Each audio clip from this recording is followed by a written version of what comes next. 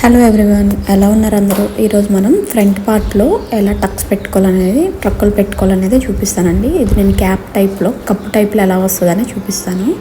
ఇక్కడ ఇది medium size అనమాట. 3 ఇంచెస్కి ఒక డాట్, అక్కడ నుంచి 2 ఇంచెస్కి విడ్త్ మీద పెట్టుకున్నాను. ఎందుకంటే ఇది మీడియం సైజ్ కాబట్టి 2 ఇంచెస్ సరిపోతుంది. అలాగే ఉక్సులు పట్టే దగ్గర హాఫ్కి ఫోల్డ్ చేసుకొని ఒక టక్స్ పెట్టుకున్నాను. ఇక్కడ ఏదైతే 2 ఇంచెస్ గ్యాప్ మీద పెట్టామో అక్కడ స్టిచ్ చేసుకోవాలన్నమాట.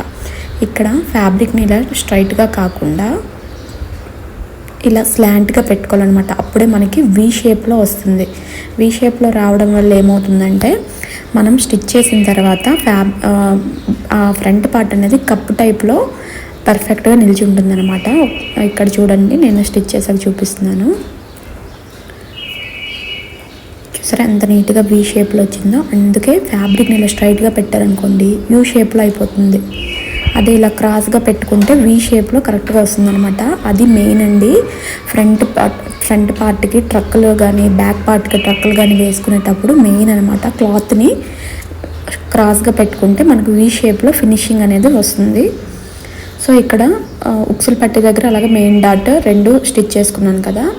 ఇప్పుడు థర్డ్కి నేను మార్కింగ్ వేసుకోవాలి. ఎందుకు అంటే ఇక్కడ నేను స్టిచ్ చేసిన తర్వాత ట్రయాంగిల్ షేప్లో ఎక్కడైతే పాయింట్ వస్తుందో థర్డ్ పాయింట్ అక్కడ పట్టుకొని ఇక్కడ ఈక్వల్గా పెట్టుకుంటాను అనమాట. అప్పుడు నాకు కరెక్ట్గా ఆ థర్డ్ పాయింట్ అనేది వచ్చేస్తుంది.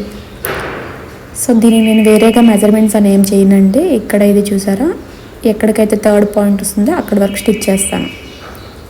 సో ఈ పెద్ద ట్రక్ అనేది డబల్ స్టిచ్ వేసుకోవాలన్నమాట.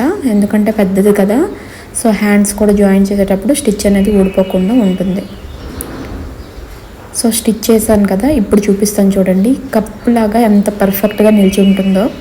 ఈ మెథడ్లో మీరు కనుక స్టిచ్ చేస్తే డెఫినెట్గా ఫ్రంట్ పార్ట్ మనకి కప్స్ వేరేగా పెట్టక్కర్లేదనమాట. చూసారా, ఇలా ట్రయాంగిల్ షేప్లో మనకి డాట్స్ వచ్చాయి.